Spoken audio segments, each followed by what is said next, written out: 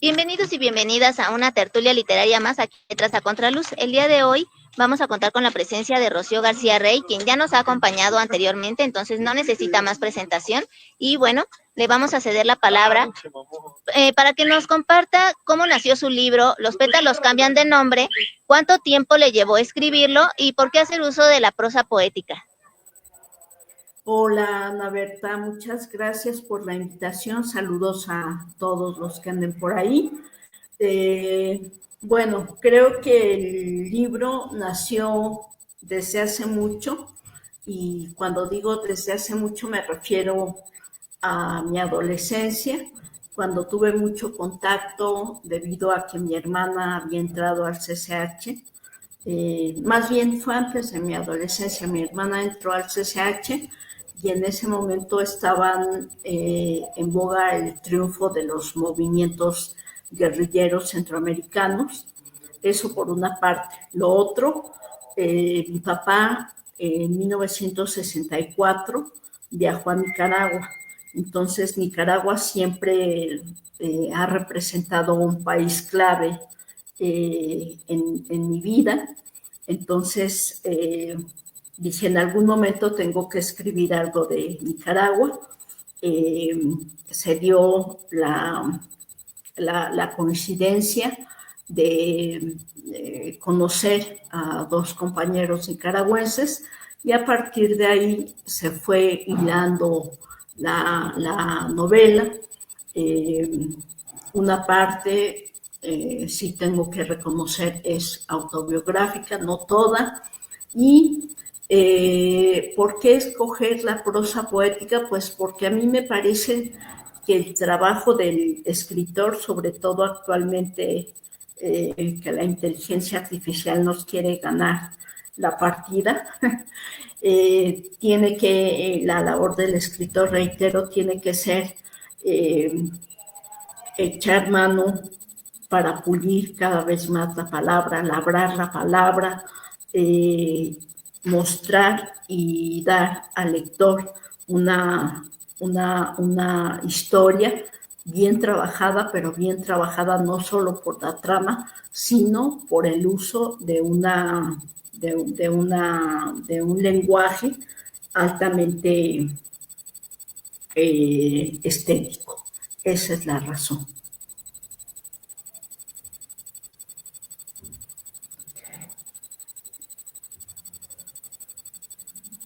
Y bueno, también quiero decir que es un libro donde se vive mucho el erotismo. Yo diría que es un libro político, erótico, no es un libro únicamente de erotismo. Es un libro en el que trato de recomponer, no de recomponer, voy a usar otra palabra. Trato de usar la unión de la política, de la historia, particularmente de la historia de Nicaragua, del exilio de Nicaragua hacia México, y de cómo una mujer que ha vivido gran parte de su vida condicionada por los estereotipos corporales, condicionada por los estereotipos también de la edad, se atreve a decirle sí al cuerpo, aunque no sea este cuerpo perfecto, este cuerpo de cliché. Y creo que esa también es una labor revolucionaria. Creo que el erotismo en esta novela trató de ser una labor altamente revolucionaria, en tanto la mujer, que es la protagonista, que no tiene nombre, por eso me refiero a ella como mujer, se atreve a bregar contra todo para darse la oportunidad de tener eh, de tener esto que no se había atrevido a sentir, que era el placer con otros cuerpos, pero también hay una dosis alta de ternura, hay una dosis alta de encuentros que tienen que ver con la camaradería, que tienen que ver con algo más allá de lo que vemos en libros. Pongo como ejemplo, no porque desde luego me esté comparando, sería una falta de respeto, ni porque esté criticando a Almudena Grandes, pero no es un libro totalmente erótico como Las edades de Lulú, por ejemplo. Entonces, el erotismo se vive como un descubrimiento, como una anagnosis, y está unido a la lucha de la revolución que echa a andar su protagonista.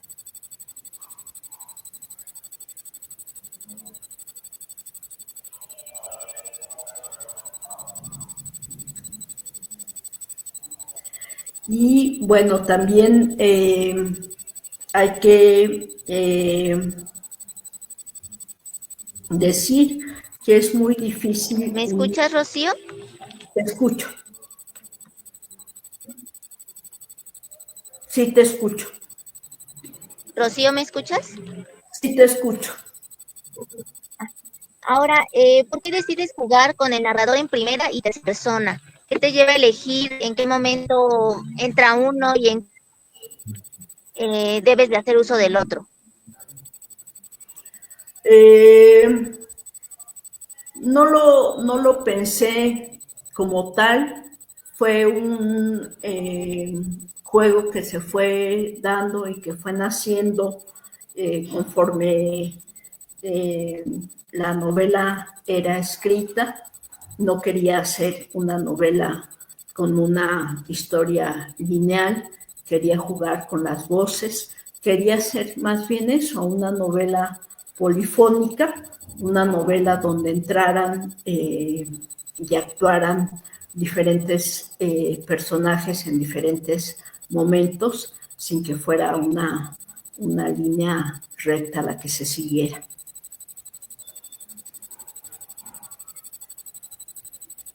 Ahora, ¿cómo huyes de los significados gastados y borrosos de los que nos hablas justamente en el libro? Bueno, yo creo que eso es muy difícil para todo escritor, porque ya todo está escrito, muchos temas están eh, tratados, es muy difícil, entonces yo creo que es una labor de alta autoexigencia, de alta autoevaluación y de alta resignificación de la vida misma, buscando otras formas. Una forma, por ejemplo, que yo encontré fue hacer una crítica, y aquí sí digo una crítica, por ejemplo, a estos famosos libros, por ejemplo, como Lolita, como esta gran novela de Julio Cortázar, Rayuela, que han quedado como obras inamovibles, que no se pueden tocar, que no se pueden criticar, y que sin embargo, si nos quedamos ahí, estaríamos repitiendo. Entonces, creo que precisamente hacer uso de la prosa poética me ayudó a esta huida, por decirlo de alguna manera, de los significados que tú llamas desgastados y borrosos, Y bueno, fue ir construyendo y labrando palabra por palabra de la mejor manera que me, que me, eh, que me dio el cerebro para hacerlo.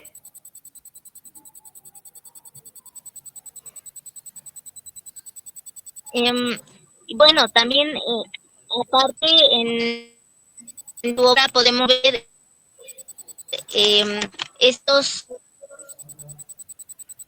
de la identidad que rompes con todos los estigmas y replanteas también un nuevo concepto de lo que es ser mujer. Entonces me gustaría que nos hablaras al respecto, cómo replanteas este concepto y de qué forma rompes con esa sumisión ante el patriarcado. Bueno,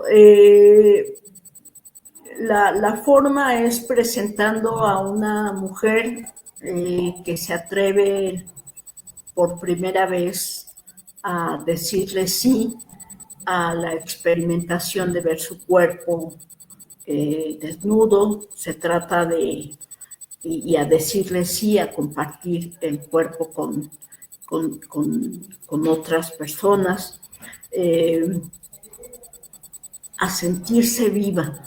Es un personaje que durante mucho tiempo vivió el estigma del sobrepeso y en ese sentido creo que se reformula eh, el significado de la corporalidad, el significado de la valía, no solo de las mujeres, sino de los hombres también, independientemente de lo grande o no que puedan ser los cuerpos.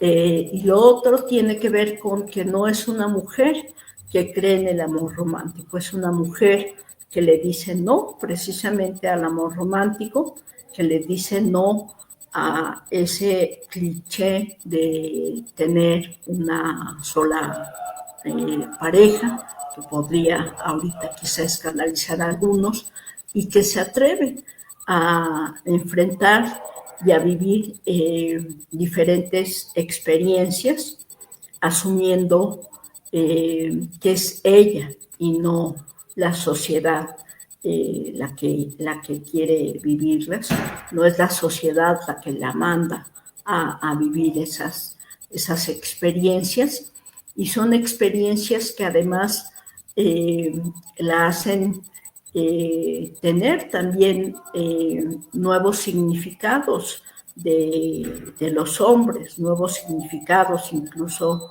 de las mujeres. Hay una humanidad compartida a través del cuerpo, en este caso del cuerpo femenino de una mujer que se asume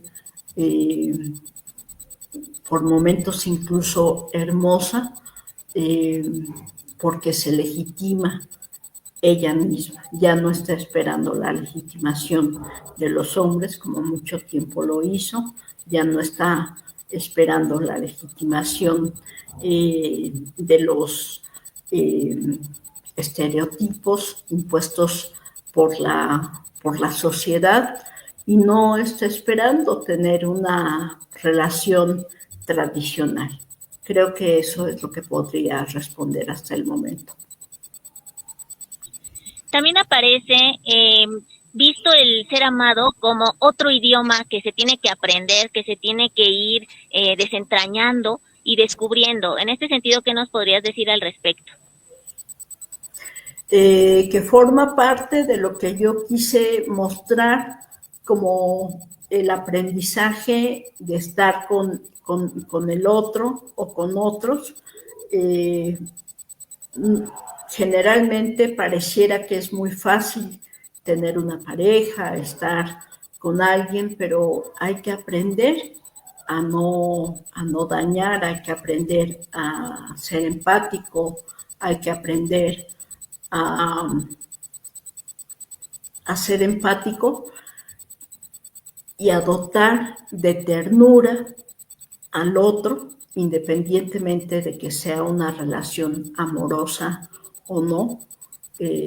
pero ante todo el respeto aquí va tomando la forma de ternura cuando la personaje, por ejemplo, rompe un cliché que es esperar a que el hombre con el que se involucra le dé flores, es ella la que le da flores y es él el que se queda pasmado porque no sabe cómo actuar ante esa acción. Entonces, es mostrar que creo que aún en el siglo XXI y precisamente por todas estas, todo este movimiento en torno a que nos estamos redescubriendo de nuevo las mujeres, estamos en una revolución en la que debemos tener como prioridad saber cuál es nuestra identidad para entonces sí compartirnos con el otro de manera empática, independientemente de la relación que quieras establecer. Hay dos Nicaraguas, dos caras de Nicaragua que nos muestras a través de estos dos amantes. ¿Nos podrías hablar un poco más en torno a ello? Claro, una es la Nicaragua en la que yo creí cuando te cuento que descubrí estos movimientos revolucionarios, es la Nicaragua que admiré, es esta Nicaragua de los comandantes, de las comandantas también como la gran Dora María Telles. Es esta utopía que ya no lo era porque se había vuelto realidad, era la posibilidad de cambio, era la posibilidad de tener igualdad en una parte de América Latina, particularmente Nicaragua, que como te he dicho, fui descubriendo, y fui descubriendo también, fíjate, se me olvida que fui en una primaria llamada José Martí, cuyos maestros estaban sumamente politizados y seguían este movimiento de revolución nicaragüense día a día, y el día del triunfo no nos dijeron a los niños triunfó la revolución, pero brincaban, se abrazaban. Entonces, cuando yo entré al CCH empezamos a leer El triunfo de la revolución, fue abrazar ese anhelo revolucionario que ahora vemos que se transformó en algo totalmente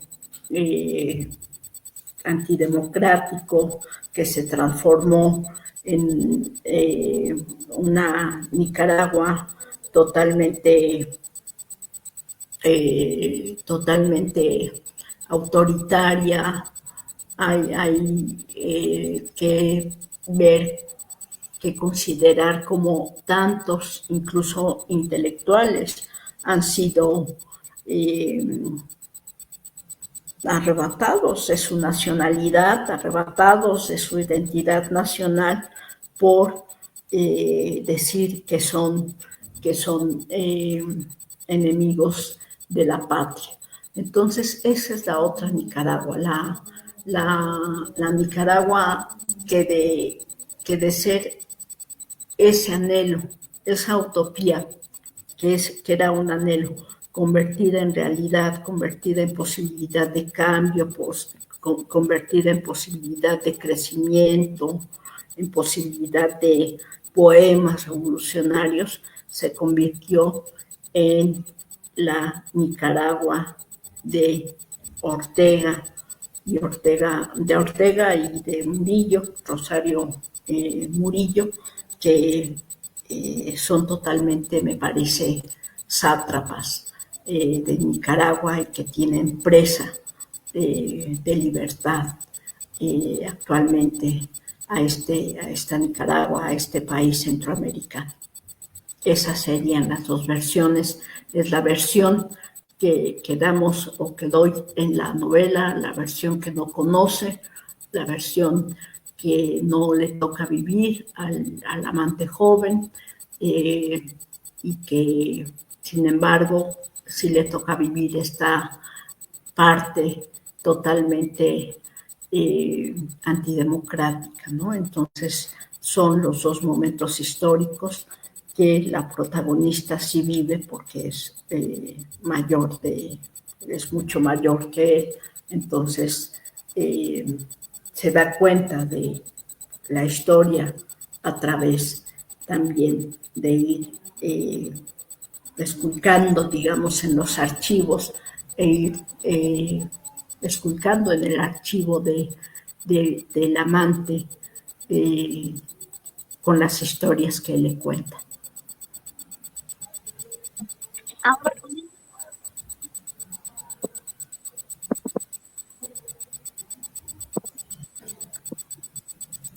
¿Ya se te fue la voz? de la mujer mayor que anda con un joven, pues, que le lleva diferencia de edad considerable y rompes con ese tabú.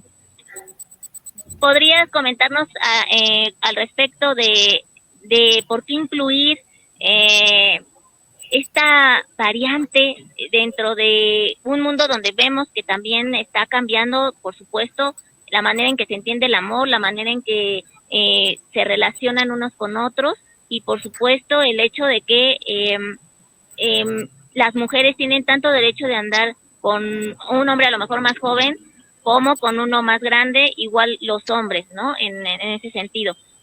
Pero con los hombres no se ve tan criticado como con las mujeres.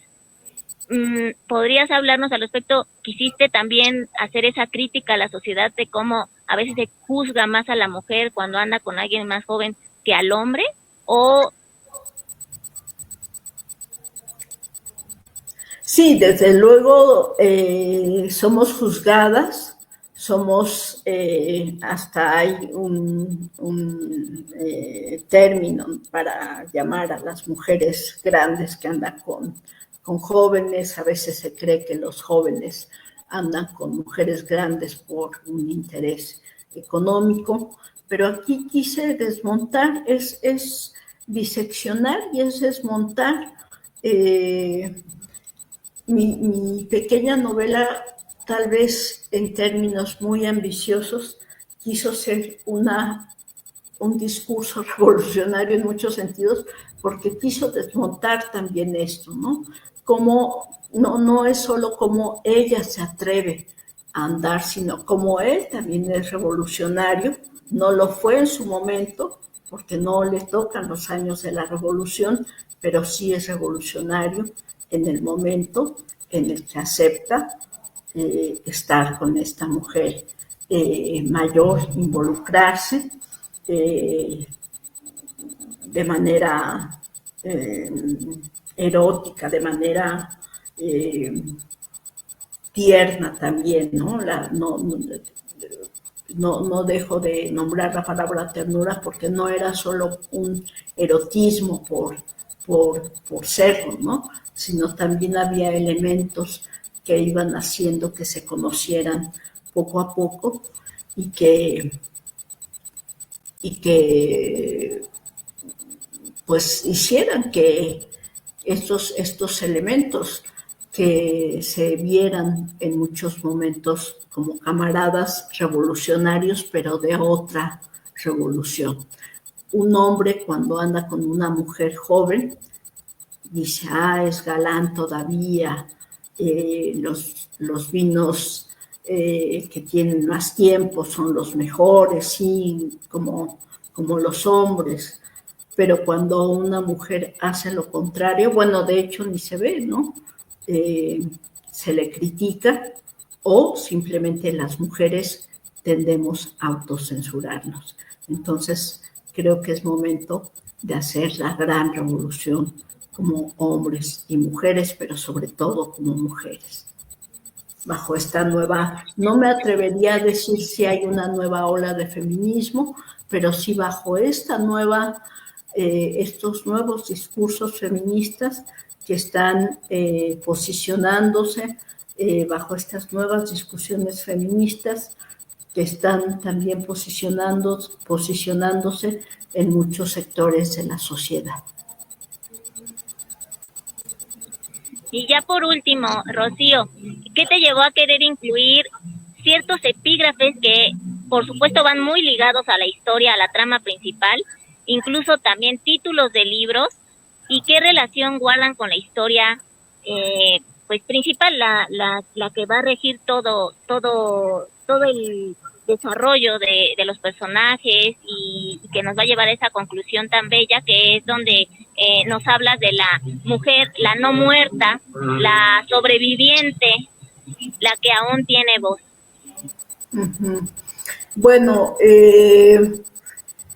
los epígrafes los fui estudiando mucho a través de esta como tercera o cuarta lectura de el libro de Clarice Lispector, La pasión según GH, y vi que había mucha, bueno, que podía armar esta especie de intertextualidad.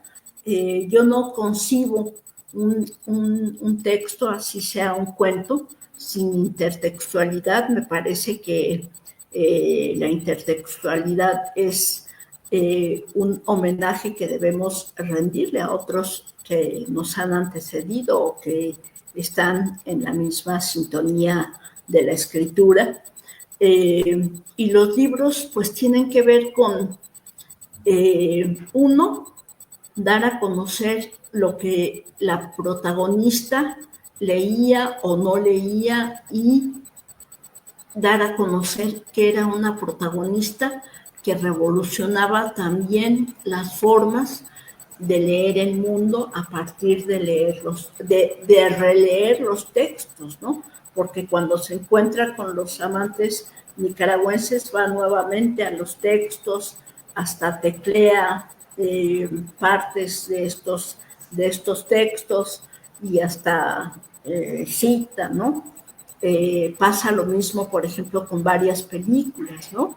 Entonces, donde que ella recuerda, ¿no? Películas donde las protagonistas eran totalmente hermosas y ella no se sentía hermosa, se sentía la fea eternamente, pero tiene que ver con esto que siempre estoy pensando. Tiene que aparecer el libro que me marcó de alguna manera, porque no puedo andar diciendo, o bueno, podría ponerme en una cartulina y decir, mire usted, tal libro me marcó, sobre todo en esta página, pero entonces he hecho mano de la intertextualidad para plantear mi enamoramiento o hacer extensivo, más que plantearlo, hacer extensivo en mi enamoramiento con muchos textos y en este caso también con muchas películas. Bueno, pues ya para despedirnos, Rocío García Rey, muchísimas gracias por haber aceptado esta cordial invitación, por nuevamente acompañarnos aquí en Letras a Contraluz. Siempre es un gusto tenerte en esta casa virtual. Y por favor, dinos dónde pueden conseguir tu libro. ¿Es directamente contigo? ¿Está en alguna plataforma? ¿Qué costo tiene, si quieres decirlo? O si es directamente contigo, pues ya que se pongan en contacto. Y también agradecerles a quienes vieron este video en vivo y a quienes lo vean en diferido. Gracias. Gracias por la entrevista, gracias por la invitación.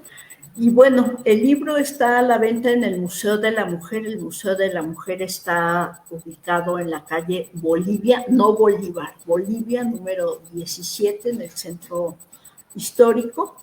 Y también conmigo pueden adquirirlo. Yo con mucho gusto soy de estas autoras que entregan el libro donde me digan, bueno, que no sea tan lejos, o se manda por correo, y pueden contactarme en la dirección de mi Instagram, que es palabras.de.luna.